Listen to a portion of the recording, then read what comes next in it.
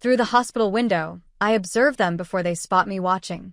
Blake, my husband, stands intimately close to Brielle, my sister, so near their silhouettes blend together on the clinical floor. His palm cradles her cheek with the gentle ease that was once mine alone.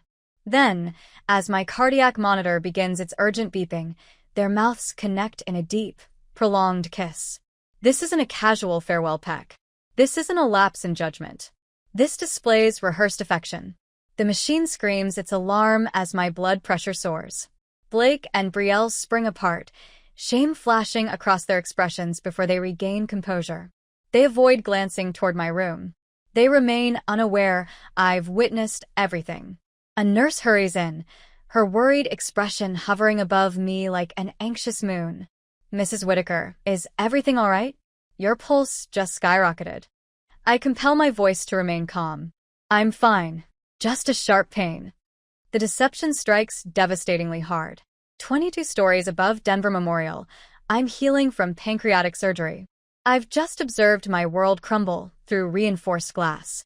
My body still carries fresh sutures where surgeons extracted a precancerous growth, while my spouse and sibling conspired in my absence. "I'll fetch you pain relief," the nurse offers, adjusting my fore. But medication cannot remedy this type of agony. Yesterday, Blake had knelt beside this identical bed, his warm palm encompassing mine. His wedding ring reflected the fluorescent lighting as he leaned closer. "I'll remain here when you awaken. Forever," he'd vowed, kissing my forehead. "Focus on healing and getting better." My younger sibling had traveled from San Diego with questionable enthusiasm. "Naturally I'm coming," she declared during our pre-operative phone conversation. "What sister would I be if I didn't assist during your rehabilitation?" Now I comprehend her eagerness. The door opens and they enter together, carrying coffee cups, faces arranged in identical masks of worry. I observe them perform for me, noting how deliberately they maintain physical distance. "Hello, darling," Blake says, placing his beverage on my nightstand. "How do you feel today?" I examine him with fresh perspective. The man I've shared a bedroom with for 8 years, suddenly a complete stranger. I force my mouth into a smile. "Improved. The physicians say I'm healing wonderfully." I face Brielle. "You both disappeared for quite some time." Blake's fingers flutter against his leg. "Simply getting coffee and planning home care arrangements. Brielle has excellent suggestions for your recovery timeline." "How considerate," I say, watching crimson creep up my sister's neck. She smooths her honey-colored hair, the identical shade mine possessed before chemotherapy bleached it ash blonde, and begins an elaborate explanation of meal schedules and medication routines. My hand ceases, shaking beneath the covers as fury replaces astonishment. While they speak, I retrieve my phone from the side table, position it under the blankets, and activate the voice recording application. "So, you've been coordinating this together for some time?" I inquire. They share a brief glance I wasn't supposed to catch. "The recovery plan, obviously," Brielle responds, her tone artificially cheerful. Over the following hour, I study their choreography with scientific detachment. Blake steps into the corridor twice for calls, his voice a muted whisper. Brielle lingers near my laptop, casually suggesting she could manage business correspondence during my recovery. My business, my marriage, my health, all simultaneously at risk. As Blake returns from another secretive call, reality crystallizes with absolute clarity. My rehabilitation will demand more than physical mending. Something icy and resolute settles in my chest. "Honey, you appear exhausted," Blake observes, checking his timepiece. "Perhaps we should allow you to rest." I nod, suddenly drained by their performance, theirs and mine. I am tired, very tired, but not too tired to fight. They depart with promises to visit tomorrow. I close my eyes and allow the weight of what I've witnessed to sink in. The path to recovery just became significantly longer. And it's no longer solely my body requiring salvation. 3 days later, I returned home from the hospital, and now I'm preparing for war. I stare at my laptop screen, its glow illuminating my face in the dim kitchen as midnight approaches. 3 days home from the hospital and sleep evades me. The pain medication numbs the surgical ache in my abdomen, but does nothing for the hollow pain in my chest. That's when I discover them buried in my sent folder, Emails I never composed. Whitaker West Creative Brand Extension Overview. San Diego Office Space Requirements. Client Transition Strategy. Each message bears my digital signature, forged from templates Blake possessed access to as my business partner and spouse. Dozens of exchanges between him and Brielle about converting my Denver-based creative agency into their California fantasy. My legs give way. I clutch the granite counter to prevent falling, feeling the strain against my fresh surgical sutures. The kitchen spins as reality crashes down. They're not merely stealing my husband. They're stealing my entire professional identity. 15 years of client relationships, my reputation, everything I constructed while Brielle was still navigating community college. Lauren, you should be in bed. Blake appears in the doorway, hair disheveled from sleep, concern etched on his face. Such convincing concern. I couldn't sleep. I manage, closing the laptop with trembling hands. Just checking messages. Let me help you upstairs. He reaches for my elbow. I pull away. I'm fine. His eyebrows furrow, but he doesn't persist. Smart man. Even in my weakened condition, I might find strength to hurl something heavy at his skull. 2 days later, I'm at my desk in the home office, surrounded by the business I built one exhausting 18-hour day at a time. My assistant, Melissa, sits across from me reviewing upcoming deadlines while Blake and Brielle circle nearby like scavengers. The Johnson campaign requires final approval by Friday, Melissa says, sliding the folder toward me. I can manage that one, Brielle interrupts, reaching across the desk. She wears my burgundy blazer, the one I commissioned from a local designer last year. My signature piece adorns her shoulders. I place my palm firmly on the folder. I'll examine it myself. Melissa glances between us, confusion flickering across her features. Oh, and the San Diego office space lease needs your signature by next week. The room freezes. I look up slowly. What San Diego office space? Blake steps forward, hand on Brielle's shoulder. We planned to discuss this when you were stronger. It's simply an expansion opportunity we've been exploring. We've been researching markets for months, Brielle adds, her enthusiasm too rehearsed to be genuine. Taking the brand bi-coastal makes perfect sense with how digital everything has become. Bi-coastal, I repeat, tasting the bitter word. And when exactly was I going to be informed about this expansion of my company? Blake's smile doesn't reach his eyes. Our company, honey. And we are informing you right now.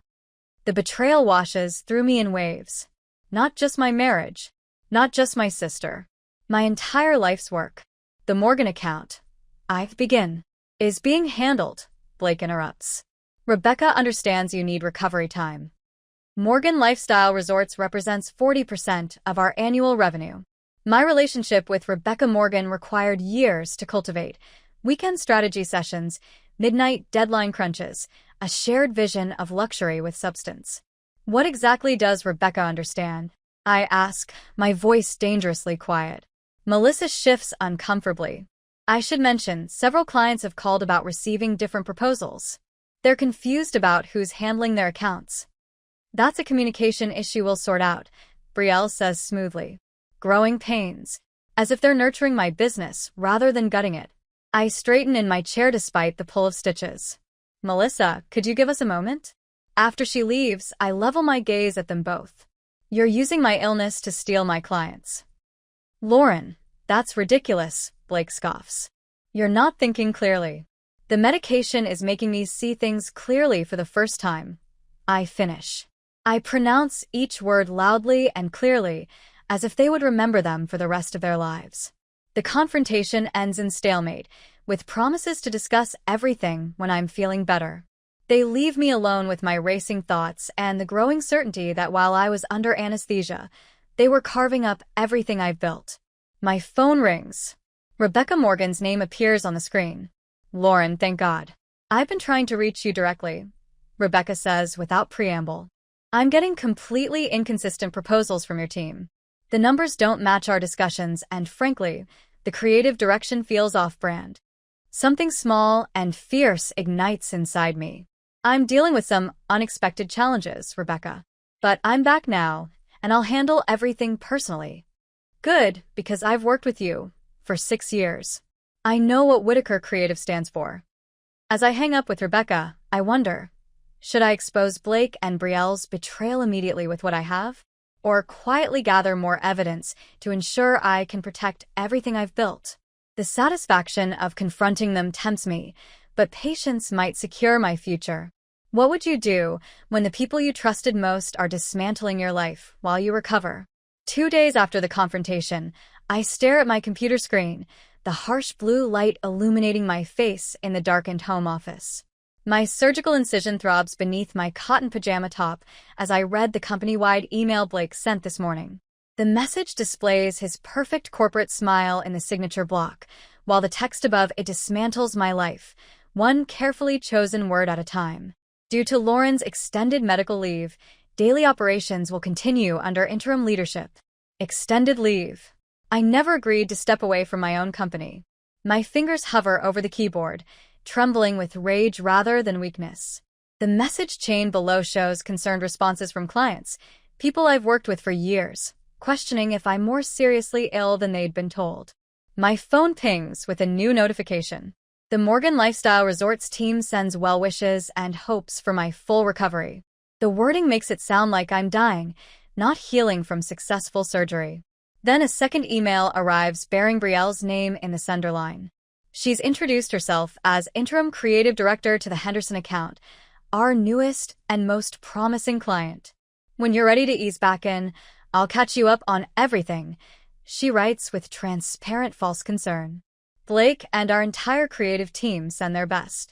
I close my laptop before I break something. They're not just having an affair. They're systematically dismantling what I've built while I heal from surgery that Brielle knew about months in advance. The following morning, I discover client presentation files have disappeared from our shared drive. Folders containing 6 months of work for the Collins renovation project show only empty placeholders where comprehensive designs once lived. I call our IT manager, fighting to keep my voice steady despite the panic rising in my chest. Jeremy, I can't access the Collins files. Is there a server issue? His hesitation speaks volumes before he even forms words. Blake migrated those to a new protected drive yesterday. He said you needed to focus on recovery, without work distractions. The pain medication makes my thoughts drift and scatter as I try to track what they're doing. I force myself to work in 30-minute intervals between rest periods, keeping meticulous notes in a journal I hide beneath my mattress. Every conversation, every missing file, every suspicious email becomes evidence, carefully documented in handwriting that grows steadier each day. I create backup copies of everything I can still access, storing them on a private cloud account Blake knows nothing about. Each night I wake at 3 a.m. when the medication wears off, using the sharp clarity of pain to methodically preserve what remains of my company before they strip it away completely. When my cousin Mark arrives unannounced with homemade lasagna 3 days later, the simple kindness nearly breaks me. He sets the food down and takes in my exhausted appearance without comment, instead pulling up a chair beside me at the kitchen counter. I know something's wrong beyond the surgery, he says quietly. I'm a private investigator for a reason, Lauren. Family is supposed to lift you up, not tear you down. He squeezes my hand, his familiar grip warm and steady. Whatever you need, it's on the house. For the first time in days, I feel less alone in this battle. The opportunity to confront them comes sooner than expected. Blake texts that he and Brielle have scheduled a business strategy meeting at our home to keep me in the loop while minimizing my stress. The condescension burns hotter than my healing incision. They arrive with coffee and pastries, arranging themselves around our kitchen table like they belong there. Brielle has the audacity to sit in my chair at the head of the table. We've restructured the Morgan presentation timeline, Blake says, sliding a folder toward me. Their coastal properties need a different approach than we originally discussed. And who made that decision? I ask, voice deceptively calm as I flip through changes that contradict everything the client requested. Blake and Brielle exchange that look I've grown to recognize, the silent communication of conspirators. We thought it best, Brielle offers, her smile tight. The team believes this approach is better suited to their target audience. Which team? I challenge them. The Denver crew I established or the San Diego branch office you're creating behind my back? Their brief astonishment gives me a moment of vindication. Blake responds quickly, his voice condescending. Lauren, you need to concentrate on getting better, not business matters. We have everything under control. The kitchen suddenly feels too cramped to contain my rising anger. I sit up straighter despite the tugging sensation from my stitches. My company isn't something you manage, while I'm an inconvenience. The doorbell chimes, cutting off whatever justification Blake was formulating. Without waiting for permission, Cassandra Fields enters my kitchen, her immaculate suit and briefcase projecting professional confidence. Apologies for my tardiness, she declares, though I never summoned her. The traffic was horrendous. I trust you haven't begun the legal discussions without me present. Blake's expression drains of color at the mention of legal matters. I represent Lauren, Cassandra announces, settling into a chair and opening her leather case. I'll require duplicates of all materials under review today. As Blake stammers and Brielle offers increasingly frantic explanations, Cassandra documents everything meticulously. Her arrival completely shifts the power balance. I hold myself taller, my voice regaining its customary confidence despite my physical frailty. That night, after their departure, I contact my financial consultant to investigate recent business transactions and secure our shared personal accounts. Rebecca Morgan from the hotel chain has already sent copies of unauthorized proposals submitted by Blake and Brielle, featuring pricing that severely undercuts our established rates. While preparing for sleep, my phone alerts me to a new message. The Denver Women in Business Gala has delivered their official invitation. I review the enclosed agenda, my breath hitching when I notice Blake's name listed as attending in Lauren's place to receive an Industry Excellence Award I secured last quarter. They've miscalculated how rapidly I can recover and how thoroughly I can obliterate them both. This marks only the start. 24 hours later, morning sunlight streams through my home office as I reach for the telephone. My hands remain steady despite the anxiety in my chest.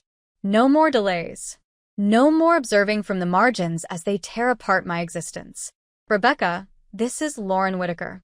I maintain a calm, businesslike tone. I must discuss some unauthorized correspondence you might have received. I present the facts systematically to my most important client. Unapproved proposals, false statements regarding my condition, the attempted seizure of my enterprise. No emotional outbursts, no blame. Simply proof. I questioned why the figures didn't align with our earlier conversations, Rebecca responds, her tone growing stern. Blake convinced me these modifications were your directive. They absolutely were not. I accessed the files Melissa covertly shared with me. I've included comparison documents showing the original concepts against what you received. By midday, I've conducted identical conversations with Jordan at Alpine Developments and Stephen at Evergreen Hotels. Combined, these three accounts constitute almost 70% of Whitaker Creative's yearly income. The reaction is consistently one of worry, backing, and mutual disgust for dishonesty. We contracted with you due to your honesty, Stephen states frankly. Your husband's pitch felt wrong from the start. My device vibrates with a security notification as I conclude the final call. The specialized alert system I installed months earlier. A safeguard for client privacy that now fulfills a different function appears on my display. Someone is trying to breach the company's systems using my login credentials from San Diego. I activate my computer and observe in real time as Brielle's amateur efforts activate one security measure after another.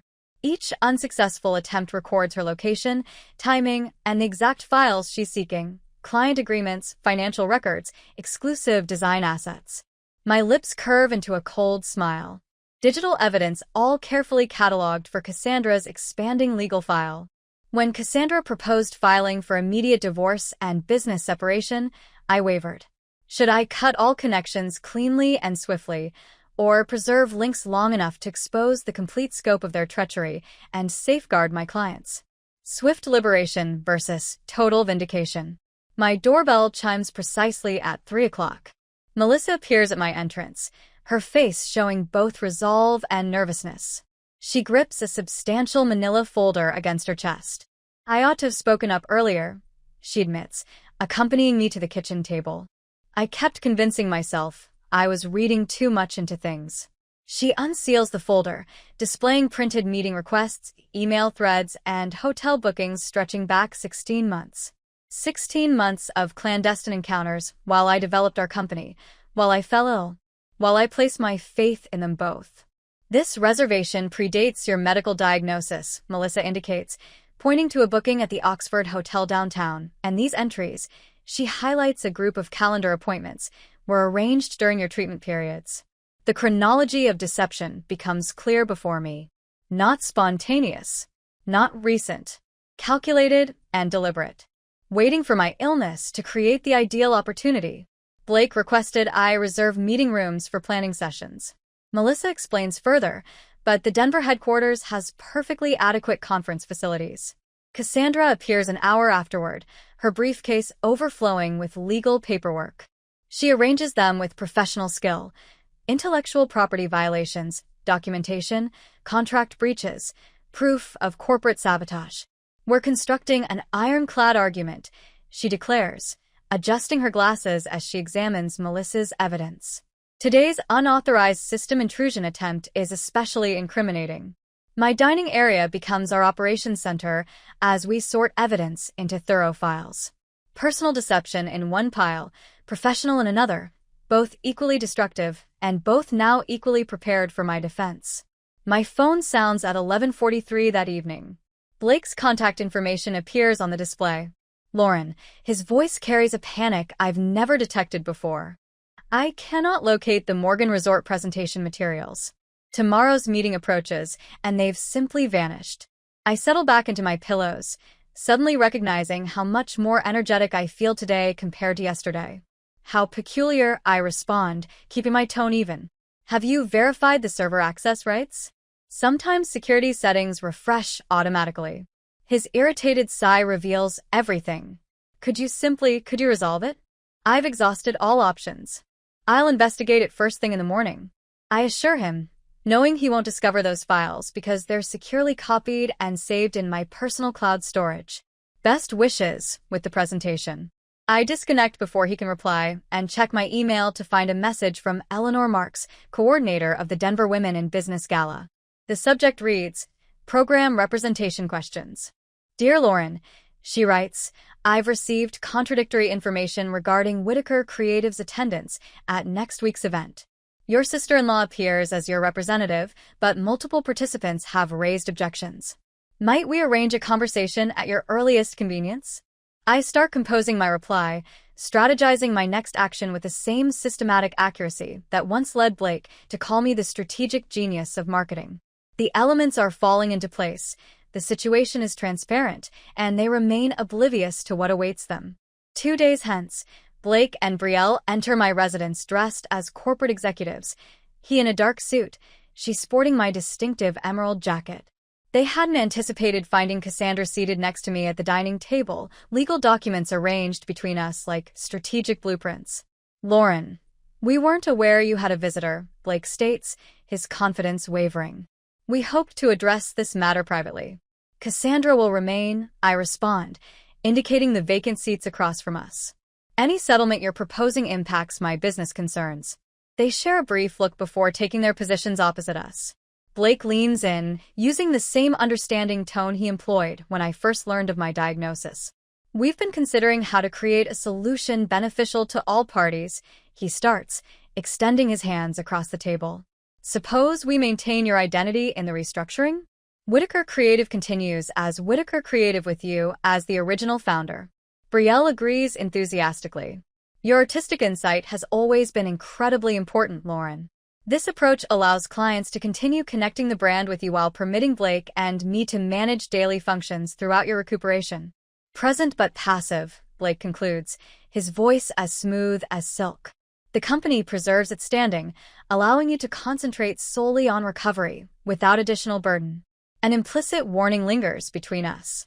Challenge our proposal and we'll inform everyone that your illness prevents you from managing client relations effectively. I slowly drink some water, stalling while fury courses through me. Their brazen performance is almost admirable in its transparency. So, your proposal means I retain my nameplate while you both depart with everything I created. I place my palms firmly on the table surface. Tell me precisely when this scheme began, before my diagnosis or after? Blake fidgets uncomfortably. Lauren, this approach isn't constructive. We're seeking an arrangement that serves everyone's interests. How fascinating. I signal to Cassandra, who pushes a file folder toward them, because I've already discovered my own resolution. Correspondence from Morgan Lifestyle Resorts, Beckman Industries, and Western Heritage Hotels, confirming their intention to follow me to my new enterprise. I complete his sentence. I've personally contacted all our primary clients. They weren't pleased with the contradictory messages they'd been receiving. Brielle attempts to salvage the situation. Lauren, clients often say various things, but when contracts are involved. Rebecca Morgan explicitly expressed concern about Blake's professional conduct after he attempted to modify their agreement without proper approval. I interrupt, observing my sister's fabricated confidence deteriorate. Thomas Beckman was especially troubled by your assertion that I was too unwell to provide creative direction, particularly since we'd spoken that very morning. Blake's jaw clenches. You had no authority to interfere with client relationships while we were handling operations. Handling operations? I lean forward, maintaining composure despite my inner rage. You didn't simply betray me. You exploited my medical condition to construct your future. Now observe as I reclaim what's mine. This strategy is professional suicide, Brielle whispers harshly. You're not reasoning clearly. Actually, my perspective has never been clearer. I rise carefully, mindful of my healing surgical site. Now, if you'll pardon me, I must prepare for the Women in Business Gala. Blake's expression shows alarm. You're planning to attend? Indeed, I am. My smile carries no warmth. Eleanor Marks expressed considerable interest in your unauthorized restructuring. The Denver Convention Center sparkles with crystal chandeliers casting light across champagne flutes as I enter through the main doors. My understated black dress deliberately contrasts with the visible surgical bandage at my neckline, a calculated decision. I'm finished concealing my recovery process. From across the venue, I observe Eleanor Marks at the podium, distinguished and authoritative in her capacity as gallery director. Blake and Brielle position themselves strategically near the platform, perfectly placed for professional networking. My sister engages James Whitfield from Colorado Capital Ventures, a silver-haired gentleman I recognize. Now, Eleanor announces, her voice projecting through the sound system, I'd like to acknowledge Blake and Brielle Whitaker, representing Whitaker Creative this evening during Lauren's recuperation. This is the moment I've anticipated. I advance purposefully through the gathering as attendees turn and conversations hush. Blake notices me initially, his champagne glass slipping from his grasp and fracturing against the marble surface. Brielle stops mid-handshake with James, her practiced expression dissolving. Lauren, Eleanor exclaims with authentic enthusiasm, offering her hand. What a delightful surprise. I climb the 3 steps to the speaking platform, appreciating the physical therapy hours that enable this moment. The microphone amplifies my controlled breathing as I survey the room filled with Denver's business leaders, many longtime professional associates. Thank you, Eleanor. My voice projects steadily across the suddenly quiet space. I'm thrilled to be present tonight, not only to honor the exceptional women in our business community, but also to share an announcement. I pause deliberately, building anticipation. As many are aware, I've been recovering from surgery. What you might not know is that during this period, I've also been developing an exciting new venture. Tonight, I'm announcing the establishment of Whitaker Creative Studio, where I'll continue serving clients who appreciate transparency, integrity, and genuine creative partnerships. Conversations ripple throughout the audience. Near the refreshment area, I notice Blake speaking urgently to Brielle, whose face has turned bright red. I want to express gratitude to everyone who supported me during this difficult transition. I continue, deliberately using the same terminology Blake employed to describe my illness. Your faithfulness means everything, and I anticipate our ongoing collaboration. As I step back from the microphone, the room responds with enthusiastic applause. Eleanor briefly embraces me before addressing the crowd again. I move toward a group of clients, observing how attendees gradually distance themselves from Blake and Brielle, forming an invisible separation around them. By evening's end, rumors about Blake's financial mismanagement begin spreading. Someone mentions company funds diverted for San Diego weekend excursions. Another references questionable transfers to California property investments. My phone receives messages from family members, Aunt Carla insisting I should resolve this matter privately, Cousin Daniel advocating discretion for everyone's benefit. The family's discomfort with public confrontation supersedes their anger at my sister's betrayal. I depart before the closing remarks, exhausted yet triumphant.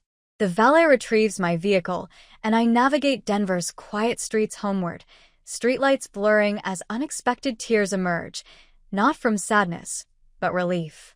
The burden of pretending finally lifts. Upon reaching my driveway, I immediately spot Blake's car parked curbside. The living room illumination burns brightly despite the late hour. As I turn off the engine, the front door opens, revealing Blake and Brielle silhouetted in the doorway. Their expressions appear grim and resolute. Blake steps forward, holding what appears to be financial documentation.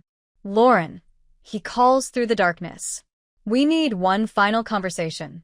6 months following the gala, I stand in my downtown loft office, watching sunlight filter through floor-to-ceiling windows. The exposed brick walls showcase framed project presentations, visual markers of Whitaker Creative Studios' renewal. "What impressed us most was your openness," states Joanna Hartwell, CEO of Elevation Resorts. She indicates the presentation boards where I've integrated my recovery experience into our branding strategy. "Most agencies conceal their challenges. You've transformed yours into an asset." I smile, touching the small pancreas-shaped lapel pin that's become my signature accessory since recovery. Resilience isn't merely corporate terminology for us, we've lived it. My team, all former Whitaker Creative employees who chose to follow me, nods in agreement. When Blake and Brielle's scheme collapsed, they selected loyalty over convenience. "That's why we're awarding you all 3 regional contracts," Joanna continues, sliding the paperwork across my reclaimed wood conference table. "Your integrity precisely matches our brand requirements."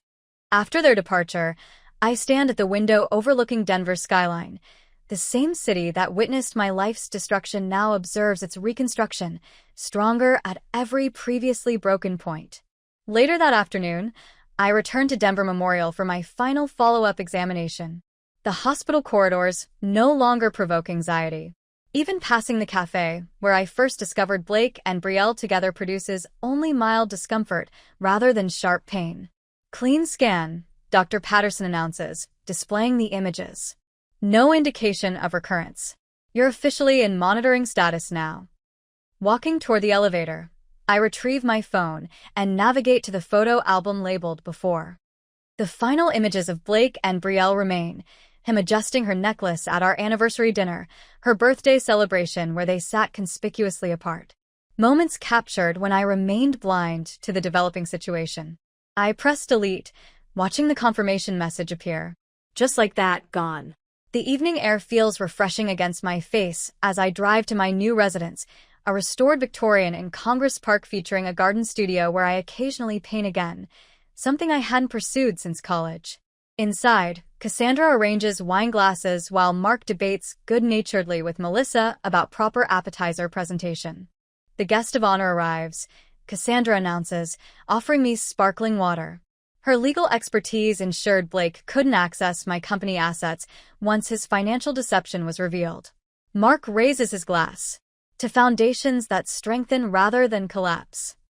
"And to friends who become family when family disappoints," Melissa adds. 2 weeks later, I sit at a small table in tattered cover bookstore, signing copies of Stronger Than Before, Business Resilience Through Personal Crisis. The publisher contacted me after my Women in Leadership Conference keynote became widely shared. "Next, please," I say, looking up to see a woman approximately 50 years old holding my book against her chest. As she approaches, I notice the surgical scar visible on her neck, similar to the one concealed beneath my blouse. "Your story preserved my company," she says quietly. "I was prepared to let my business partner purchase my shares while I was ill. Then, I heard your presentation. As I inscribe my name on the first page, I wonder whether sharing my experience helps others recognize betrayal before it devastates them, or if certain lessons can only be learned through personal suffering." Can wisdom truly be transmitted to others?